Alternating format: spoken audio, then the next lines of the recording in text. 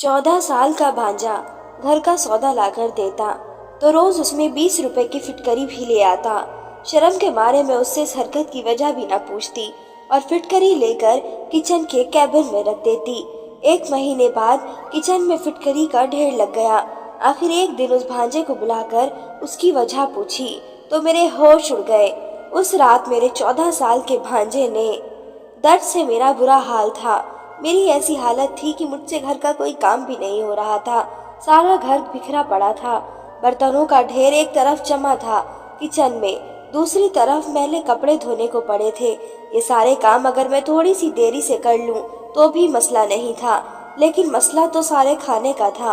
खाना बनाना ऐसा काम था जो मुझे वक्त पर करना होता था, हर हाल में, चाहे कितनी ही तकलीफ में क्यों ना हूँ। इस घर में अपनी पति के साथ रहती थी। मेरी शादी को काफी समय गुजर चुका था, मगर औलाद को तरस रही थी। मेरे पति की रिपोर्ट सही नहीं थी, जिसकी वजह से वह भी खामोश थे, वरना अब तक तो वह भी मुझे छोड़कर दूसरी शादी कर चुके होते।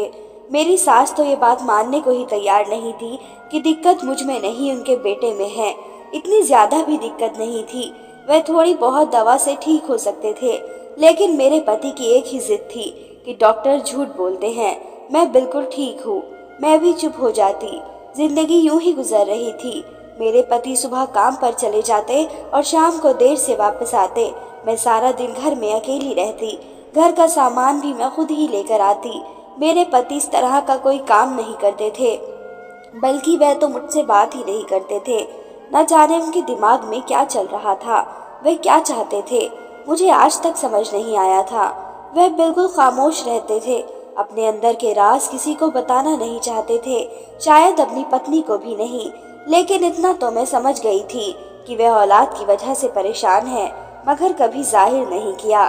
शायद अंदर ही अंदर वह खुद को कसूरवार समझते थे। लेकिन कुछ समय से मेरी तबीयत खराब रहने लगी। नाभि के नीचे अजीब सा दर्द उठता था। 2-3 महीने तक तो ये दर्द हल्का था, लेकिन अब बढ़ता जा रहा था। सुबह को मुझे इतना दर्द नहीं होता था, लेकिन जैसे ही शाम होती थी दर्द बढ़ता जाता और फिर मेरे लिए बिस्तर से उठना भी मुश्किल हो जाता। मैंने 2-3 दफा अपने पति से अपनी तबीयत का जिक्र भी किया, लेकिन उन्होंने ध्यान नहीं दिया। मैं भी खामोशी से दर्द बर्दाश्त करती रही। दर्द की गोली खा लेती तो थोड़ा सा आराम मिल जाता था, लेकिन फिर वही दर्द शुरू हो जाता था। मेरी सबसे बड़ी परेशानी ये थी कि मुझे औलाद नहीं थी। अगर मैं बीमार पड़ जाऊं तो मेरा ख्याल रखने वाला कोई भी नहीं था।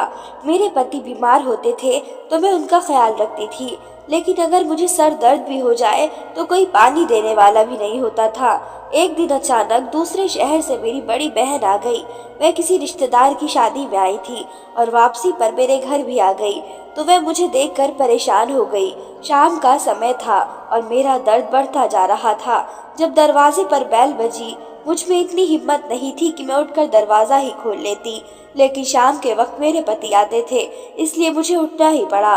मगर सामने अपनी दीदी को देखकर तो मैं खुश होके साथ साथ हैरान भी थी। दीदी न जाने कब से बैल बजा रही थी। आते ही कहने लगी, तुमने दरवाजा इतनी देर से क्यों खोला? मैंने उन्हें ठंडा शरबत पिलाया और अपनी सारी राम कहानी सुनाई। उन्होंने देखा कि दर्द से मेरा रंग पीला पड़ गया है। दीदी ने जब मेरी सारी कहानी सुनी तो सोच में पड़ गई।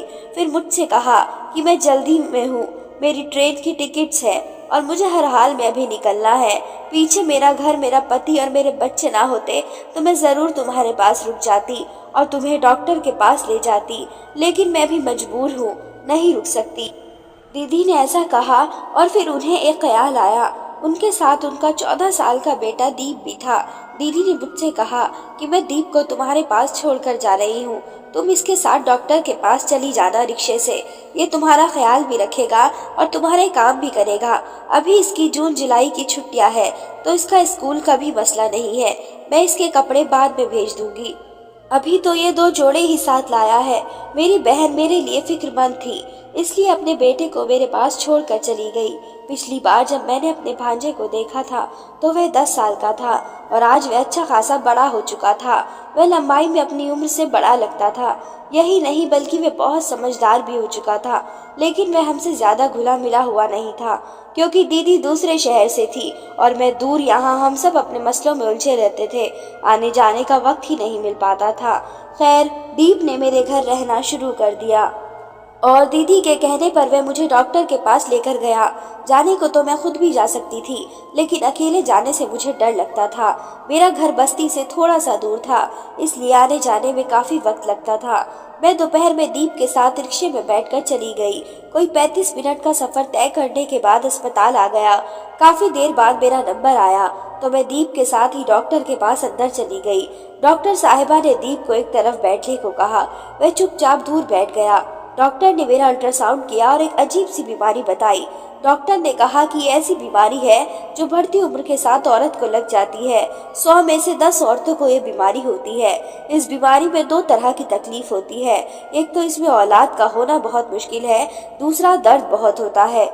इस बीमारी को एंडोमेट्रियोसिस कहते हैं। अगर औरत के पहले से औलाद होती है तो फिर वह अपनी बच्चेदानी निकलवा कर इस तकलीफ से जान छुड़वा लेती है, लेकिन अगर औलाद नहीं है तो फिर औरत के लिए बहुत बड़ी दिक्कत हो जाती है। या तो औरत गोलियां इस्तेमाल करे, लेकिन इन गोलियों से औलाद होने के चांस दिन ब दिन कम होते चले जाते हैं और औरत पूरी तरह से बांझ हो जाती है। ऐसी औरत के लिए ऑपरेशन आखिरी हल होता है, लेकिन इसमें पैसे ज्यादा लगते हैं। ऑपरेशन के जरिए हम सफाई करते हैं और औरत इस तकलीफ से आज़ाद हो जाती है। क्योंकि आपको औलाद नहीं है, इसलिए मैं आपको गोलियों का मशवरा नहीं दूंगी, ऑपरेशन का दूंगी, जिसके लिए आप 1 लाख रुपए जमा करवा दें। ऑपरेशन के बाद आपके इस दर्द से जान छूट जाएगी और भगवान ने चाहा तो औलाद भी हो जाएगी। 1 लाख रुपए का सुनकर मुझे तो सांप ही सूंघ गया। इस महंगाई के दौर में अपना पेट भरना ही मुश्किल हो रहा था, तो मैं 1 लाख का बंदोबस्त कहाँ से करती। मैं बिना कुछ कहे खामोशी से उठकर वहाँ से चली आई। सारे रास्ते गर्मी की तपिश और टेंशन के दबाव की वजह से मेरी हालत और खराब होती गई। शाम को हम घर पहुंचे तो मैं बहुत ज्यादा उदास थी। दर्द भी बहुत बढ़ गया था। दीप ने मेरी हालत देखी तो मुझसे कहा कि आप आराम करें, मैं आपको दवाई देता हूँ। दीप ने मुझे दर्द की गोली और पानी दिया। मैं लेट गई, लेकिन मेरे दिमाग में यही था कि खाना बनाना है, घर के काफी काम है। मैं दर्द में भी आराम नहीं कर पा रही थी। शाम की चाय भी बनानी थी। उन्हीं सोचों में गुम थी कि दीप चाय का कप लेकर मेरे कमरे में आया।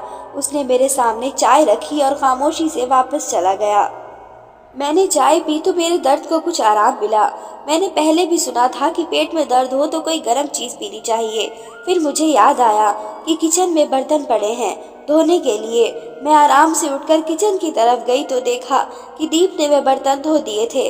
मैंने हैरानी से उसकी तरफ देखा तो उसने कहा कि मुझे आदत है, मैं माँ के भी काम में मदद करवा दिया करता था।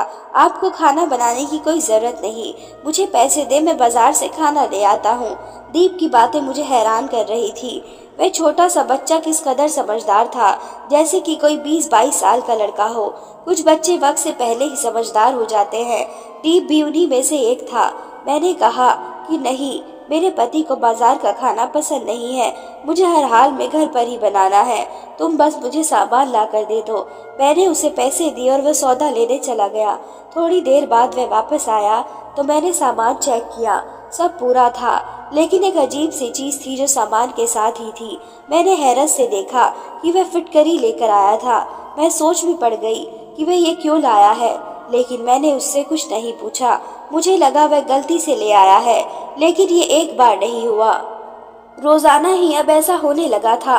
मैं उससे कुछ भी मंगवाती तो वह 20 रुपए की फिटकरी जरूर लेकर आता था। मैं वह फिटकरी किचन के कैबिन में रख देती थी, यहाँ तक कि मेरे पास फिटकरी का ढेर लग गया था। दीप मासूम सा लड़का था और मुझ में इतनी हिम्मत नहीं हो रही थी कि मैं उससे ये पूछ सकूं कि वह आखिर ये फिटकरी सामान के साथ क्यों लेकर आता है। अगर ये एक बार होता तो मैं सोचती कि गलती से हुआ है, लेकिन रोजाना ही ये सब हो रहा था। दीप के आने से सिर्फ मुझे ही नहीं बल्कि मेरे पति को भी आसानी हो गई थी। उन्हें भी अगर कुछ मंगवाना होता तो वे दीप को भेज देते थे, वरना पहले तो वे ऑफिस से थके हुए आते थे और कोई काम आ जाता तो उन्हें खुद ही दुकान पर जाना होता था, जो कि उनके लिए बहुत ही बड़ी मुश्किल का काम था। वे औलाद जोड़ों का दर्द शायद ही दुनिया में कोई समझ सकता हो कि वे किस तरह की जिंदगी गुजार रहे होते हैं। मेरे पति में तो कोई कमी थी, लेकिन अब मेरे अंदर भी तरह तरह की बीमारियां पैदा हो गई थी और मेरे पास ऑपरेशन के लिए पैसे नहीं थे और गोलियां मैं खाना नहीं चाहती थी। जहाँ दीप ने हम दोनों पति पत्नी के लिए इतनी सारी आसानियां कर दी थी, वहाँ पर एक बहुत बड़ा मसला भी मेरे लिए खड़ा कर दिया था, और वह मसला था फिटकरी का मसला। मैंने सुना था कि फिटकरी को औरतों की काफी बीमारियां के लिए इस्तेमाल किया जाता है। इसी वजह से मैं शरब के बारे अपने भांजे से पूछ नहीं पा रही थी कि वह फिटकरी क्यों लेकर आता है। क्या उसने मेरी और मेरे डॉक्टर की बातें सुननी थी? मैं यही सोच सोच कर थक चुकी थी। दिल करता था उसे मना करूं कि ये चीज ना लेकर आए, लेकिन मैं कुछ भी नहीं कह पा रही थी।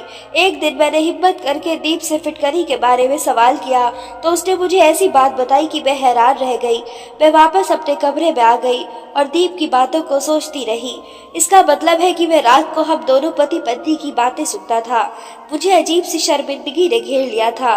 मैं दीप की बात सुनकर इस कदर शर्मिंदा हो गई थी कि मेरा दिल कर रहा था कि जमीन फट जाए और मैं इसमें समा जाऊं।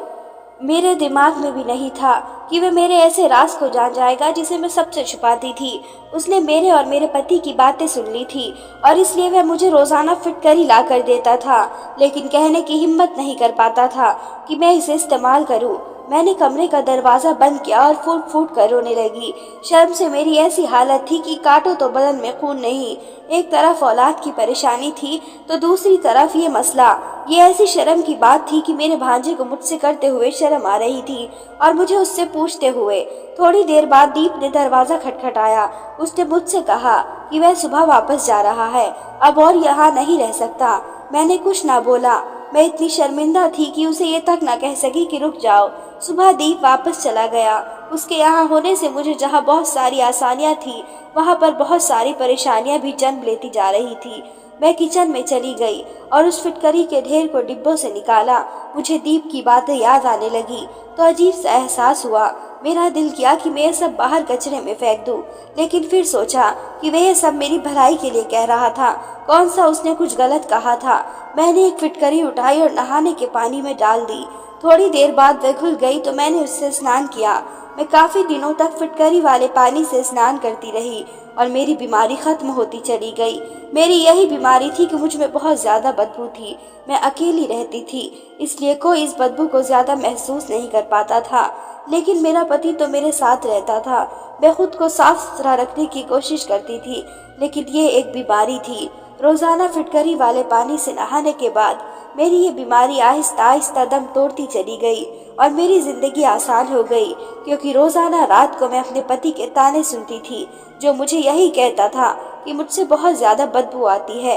एक रात मेरा पति इसी तरह की बातें मुझसे कर रहा था कि दीप ने सुन लिया और उसने बताया कि उसके बाद रोजाना वह फिटकरी लेकर आता था ताकि मैं उसे नहाकर इस बीमारी से जान छुड़ा सकूं। दीप ने बताया उसके दोस्त को भी यही बीमारी थी और रोजाना नहाने के बावजूद भी उसकी बदबू नहीं जाती थी और उसकी जिंदगी तबाह होकर रह गई थी। वह दोस्तों में बैठने के काबिल नहीं रहा था। हम सब भी उससे दूर ही रहते थे उसकी बदबू की वजह से। फिर किसी वैद्य ने मेरे दोस्त को फिटकरी वाले पानी से नहाने का मशवरा दिया। जैसे ही मेरे दोस्त ने फिटकरी वाले पानी से नहाना शुरू किया तो उसकी बीमारी खत्म हो गई। दीप की बातें सुनकर मैं बहुत शर्मिंदा हुई थी।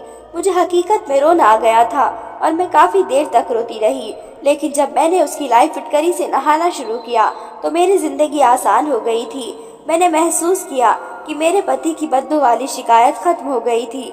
मैं हैरान थी कि कैसे वह मेरा मसला समझ गया और उसने मेरी मदद की, वरना मुझे तो महसूस हो रहा था कि मेरी औरतों वाली बीमारी के बारे में उसे खबर हो गई है और इसलिए वह फिटकरी लेकर आता है।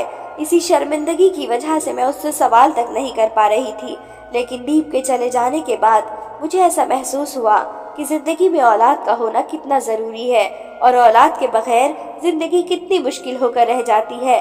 मैंने अपने सोने के कंगन अपने इलाज के लिए बेच दिए और ऑपरेशन करवा कर उस दर्द से भी जान छुड़वा दी। फिर मेरी दीदी ने मुझसे बात की।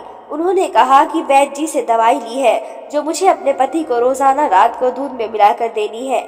मेरे लिए आसानी हो गई थी, क्योंकि मेरे पति को सोने से पहले गर्म दूध का गिलास पीने की आदत थी। मैंने खुद भी दवाई ली और अपने पति को भी उसको बताए बगैर दूध में दवा मिलाकर देती रही। 6 महीने इस्तेमाल करने के बाद मुझे पता चला, मुझे यकीन नहीं आ रहा था कि मैं माँ बनने वाली हूँ। मसला इतना बड़ा नहीं था, सिर्फ मेरे पति को थोड़ा सा इलाज करवाना था जिसके लिए वो तैयार नहीं हो रहे थे, लेकिन ईश्वर ने मेरी झोली भर दी थी और मुझे बेटा दे दिया। मेरे पति ने मुझसे कहा कि वे समझ गए थे कि मैं उन्हें दूध में दवा मिलाकर देती हूँ। उन्होंने वह दवा देख ली थी, इसलिए खामोशी से लेते रहे, क्योंकि दीप के जाने के बाद उन्हें भी एहसास हो गया था कि औलाद के बगैर इंसान की कोई जिंदगी नहीं और औलाद कितनी जरूरी है जिंदगी के लिए। मेरे पति ने कहा कि वे अपनी मर्जी और खुशी से दवा लेते रहे, क्योंकि उन्हें भी औलाद चाहिए थी। उम्मीद करती हूँ आप सबको मेरी कहानी पसंद आई होगी। धन्यवाद।